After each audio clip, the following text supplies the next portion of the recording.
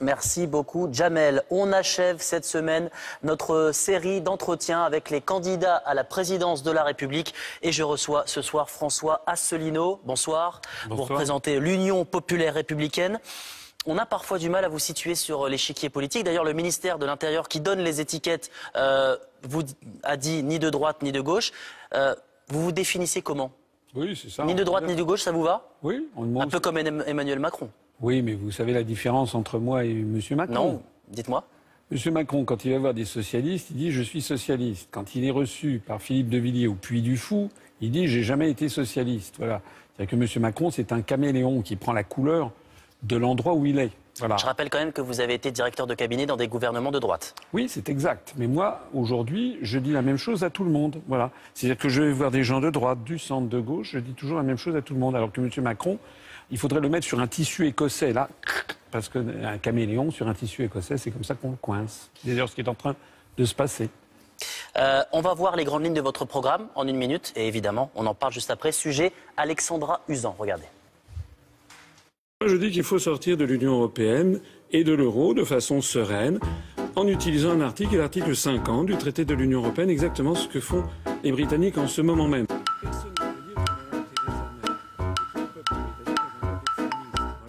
Il le dit et le martèle à chacune de ses apparitions. François Asselineau veut sortir de l'Union européenne et de l'euro.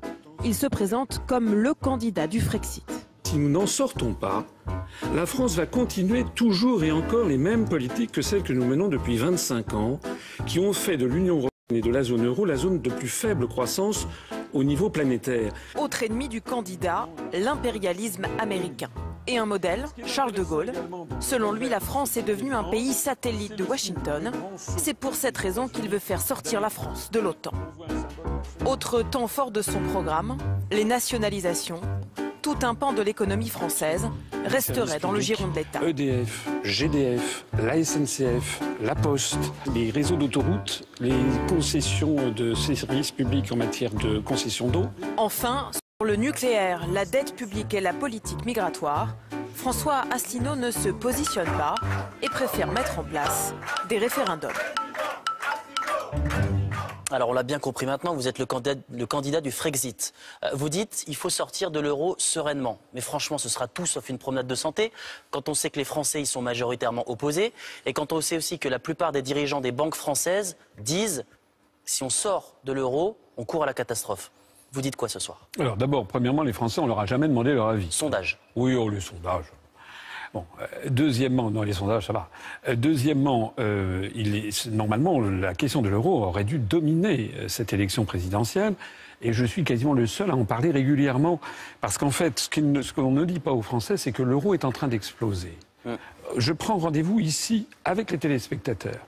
Si par malheur, je ne suis pas élu président de la République et que l'on a des gens qui restent dans l'euro, vous allez voir ce qui va se passer dans les mois et les semestres qui viennent. En réalité, l'euro est en train d'exploser parce que l'évolution de la compétitivité de l'économie allemande est beaucoup plus rapide que dans les pays du Sud, à commencer par la France. On assiste à une montée constante de capitaux des pays du Sud vers l'Allemagne.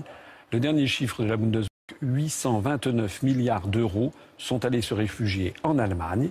Depuis maintenant le début de la divergence, c'est plus qu'au moment de la crise en Grèce. Le gouvernement allemand est le premier à être très inquiet de la suite des événements. Alors vous dites le retour au franc va nous permettre de créer entre 1 et 2 millions d'emplois. Oui. Comment faites-vous? Le retour au franc, d'abord, le franc perdra sans doute 5 à 10% par rapport au cours pivot vis-à-vis du dollar. Ça renchérira le prix des importations, c'est exact. Mais les exportations vont d'un seul coup connaître un boom formidable. Pas seulement les exportations. Le prix en France va être un petit peu meilleur marché. On verra donc des investisseurs qui viendront. C'est exactement le schéma qui se passe en ce moment au Royaume-Uni. La livre sterling a perdu 10%. Et si ceci est joint avec un contrôle des mouvements de capitaux, on peut espérer 1,5 à 2 millions de chômeurs de catégorie A en moins en 2 ans. En tout cas, j'en prends l'engagement. Ce que je voudrais dire aux gens qui m'écoutent, c'est que est-ce qu'ils croient vraiment que c'est en recommençant les mêmes politiques que celles que nous menons depuis 15 ans que l'on va avoir une solution? 1 million de chômeurs en plus avec Sarkozy, 1 million de chômeurs en plus avec Hollande. Parce que ça va être encore la même histoire. On va dire, voilà, il faut faire la politique de rigueur, il faut diminuer ci, il faut diminuer ça, il faut tailler dans les droits sociaux. Et alors? C'est ce que l'on constate depuis maintenant 10 ans, 15 ans. Et aucun résultat. Alors, juste une question concrète pour que les téléspectateurs comprennent bien votre raisonnement. Si on revient au franc, est-ce qu'il n'y a pas un risque que l'argent qu'on a en banque, notre patrimoine immobilier, perde de la valeur avec le retour au franc? Non. D'abord, ce n'est pas un retour au franc, c'est un nouveau franc qui n'aura plus la même valeur que celui qu'on avait quitté. Puisque là, je ferai 1 euro égale 1 franc. Alors que vous vous rappelez, à l'origine, c'était 6 francs 55. Donc ça sera 1 euro égale 1 franc. Et ce franc se dépréciera légèrement par rapport à l'euro. D'ailleurs, l'euro restant ne sera pas le même puisque la France sera sortie. Mais moi, je suis un Français. Moi, je suis marié, j'ai des enfants, j'ai de l'assurance vie, j'ai un patrimoine immobilier. Je serai le premier concerné par ce que je dis. Je peux prendre ici l'engagement que les dettes et les emprunts ne bougeront absolument pas. Pas plus d'ailleurs que le patrimoine immobilier. Ce que je voudrais dire aussi, c'est que dans la mesure où on va relancer la croissance, faire baisser le taux de chômage, on va voir on va avoir des ressources fiscales supplémentaires pour l'État. On va donc voir se diminuer le déficit public et on verra une relance de la croissance qui fait qu'au bout de 2 ou 3 ans, on aura une nouvelle augmentation du niveau de vie des Français. Et tout ce que je dis là, je ne le sors pas d'un chapeau. Il y a une étude très fine qui avait été faite par la Fondation Respublica en 2013. J'y renvoie les téléspectateurs. Rapidement, pour en terminer sur ce thème, les billets en francs, les nouveaux billets en francs sont prêts ? Alors, s'ils ne sont pas prêts, on pourra les... Vous savez comment ça se passe. On a déjà vu ça, les tamponner avec un coup de tampon, le temps d'en fabriquer de nouveau. De toute façon, on pourra très bien convenir avec nos partenaires que la sortie de l'euro se fera dans 6 mois. Il suffira, par exemple, à ce moment-là, ou dans 3 mois, il suffira, par exemple, de rétablir le contrôle des mouvements de capitaux, le temps que la France sorte de l'Union européenne et de l'euro. Mais vous savez, contrairement à ce que certains peuvent penser, c'est faire preuve de responsabilité. Dire ce que je dis, parce que je n'ai pas le temps d'ici d'entrer dans les détails techniques. Mais si nous restons dans l'euro, et si un pays comme l'Italie sort brutalement de l'euro, on risque, nous, d'avoir des dizaines de milliards d'euros de pertes pour éponger le solde de l'Italie. Alors dans cette campagne, on vous a surnommé le roi des articles, parce que vous maîtrisez les textes juridiques. On en a eu un aperçu lors du débat. On regarde ce petit sujet sous forme de clin d'œil et puis on en parle juste après. L'article 106, l'article 63, l'article 42.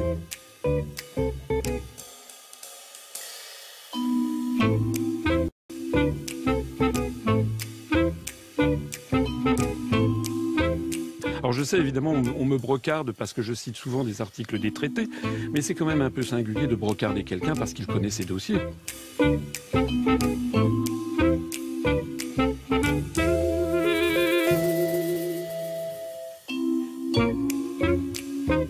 Par la mise en œuvre de l'article 50 du traité de l'Union européenne, en utilisant un article, l'article 50 du traité de l'Union européenne, dans le cadre du chapitre 7 de la charte. Depuis la Magna Carta de 1215, ensuite suivi par l'Habeas Corpus.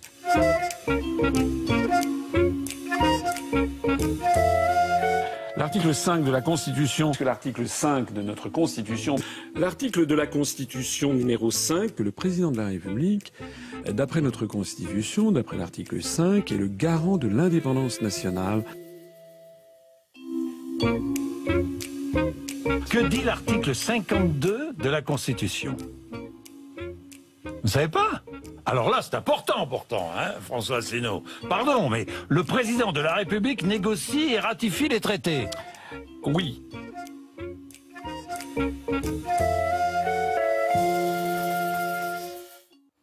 François Asselineau, pourquoi cette obsession des articles de la Constitution et des traités européens? Une obsession. C'est pas une obsession, c'est que je connais les dossiers. Le devoir du président de la République, c'est justement de veiller au respect de la Constitution. S'il ne connaît pas la Constitution, ça commence déjà mal. Son devoir, c'est également d'être le garant du respect des traités. S'il ne connaît pas les traités, c'est encore pire. Ce qu'il faut quand même savoir, c'est que on me présente évidemment de façon comique. Mais il faut quand même bien savoir que c'est parce que j'énonce ces traités et que ces articles et que les gens qui m'écoutent, qui vont sur Internet, qui vont voir mes conférences, qui vont ensuite se renseigner, découvrent que je dis la vérité. Et j'explique, moi, pourquoi nous avons toujours les mêmes politiques et pourquoi des politiques s'appliquent en France. Parce que les traités, c'est comme un contrat. Les Français comprennent très bien ce que c'est qu'un contrat de travail, ou un contrat d'achat, ou un contrat de location d'un appartement. Ils ont donc tout à fait intérêt, au moment où ils signent un contrat de travail, à regarder minutieusement ce qu'on leur fait signer. Eh bien, moi, j'explique aux Français que tant qu'ils n'auront pas regardé très minutieusement les traités qu'on leur a fait signer, ils ne comprendront pas la situation politique française. Et en particulier, la gravité de la situation, c'est que un certain nombre d'autres candidats font des promesses, des promesses, des promesses. Ces promesses sont contraires au traité. Une fois que la fête sera finie, le 7 mai au soir, le président de la République, si ça n'est pas moi, qui va s'installer à l'Élysée, il verra d'un seul coup que toutes les promesses qu'il a faites aux Français, il ne peut pas les tenir. Et les Français, dans 3 mois ou dans 6 mois, diront « c'est un scandale, je me suis encore fait avoir ». Les Français en ont assez de se faire avoir à chaque élection. C'est la raison pour laquelle ils doivent voter pour quelqu'un de fiable, de compétent et de sérieux, exactement comme un notaire de famille qui les met en garde ou comme un avocat qui les met en garde pour leur bien. Alors justement, vous évoquez les textes européens qui, selon vous, nous poussent à libéraliser, privatiser des pans de notre économie. Vous êtes pour renationaliser certains services publics? Les grands services publics à la française, il s'agit d'ailleurs, la plupart que je mentionne sont déjà nationalisés. EDF, GDF, La Poste, la SNCF sont encore pour une large part en main nationale. Je veux arrêter... C'était l'idée de François Mitterrand en 81, c'est comparable? Non, parce que Mitterrand était allé beaucoup plus loin. Il avait privatisé l'ensemble des banques, ce que je ne propose pas. Nationalisé, excusez-moi, l'ensemble des banques, ce que je ne propose pas. Il avait nationalisé toute une série d'industries, ce que je ne propose pas non plus. La plupart des sociétés que je veux renationaliser ou inscrire dans la Constitution comme non privatisables étaient déjà nationalisées à l'époque. Moi, je veux maintenir les grands services publics à la française parce que ce que cherchent les Français, c'est un chef d'État qui assure la justice et l'égalité sociale entre les Français. Et c'est de ça qu'ils ont besoin. Moi, vous savez, depuis 10 ans que je parcours la France, j'ai dû faire quelque chose comme 500 conférences. J'ai rencontré des Français de tous les horizons, de droite, du centre, de gauche. Je n'ai jamais vu un Français qui me dise « Moi, monsieur, ce que je veux, c'est qu'on ferme la poste que j'ai dans mon petit village rural, ou bien c'est qu'on privatise la SNCF, ça n'existe pas. Eh bien moi, je veux respecter le souhait profond des Français. » Note un petit peu plus légère pour terminer. Votre notoriété a explosé après le débat. Vous avez dit, le lendemain de ce débat, j'avais l'impression d'être Madonna. Vous avez le sentiment d'avoir changé de statut dans cette campagne? Oui, écoutez, il y a beaucoup de gens, en tout cas, qui s'adressent à moi tous les jours, dans la rue, sans arrêt. Je signale d'ailleurs que notre mouvement politique vient de franchir aujourd'hui même les 25 000 adhérents. Nous avons 10 000 adhérents de plus par rapport au 1er janvier. C'est-à-dire, je ne sais pas si vous vous rendez compte, 10 000 adhérents, c'est à peu près le nombre d'adhérents qu'il y a au Front de gauche, je crois. Notre mouvement est en train de devenir le 4e mouvement politique français en nombre d'adhérents. Il y a bien une raison pour ça. Et vous savez, je crois bien que je vais faire beaucoup mentir les sondages le soir du premier tour. Eh bien écoutez, on verra ça dimanche. Merci beaucoup d'avoir accepté l'invitation de France Info. On a un rendez-vous quotidien sur notre chaîne, l'actualité ultramarine, Outre-mer Express.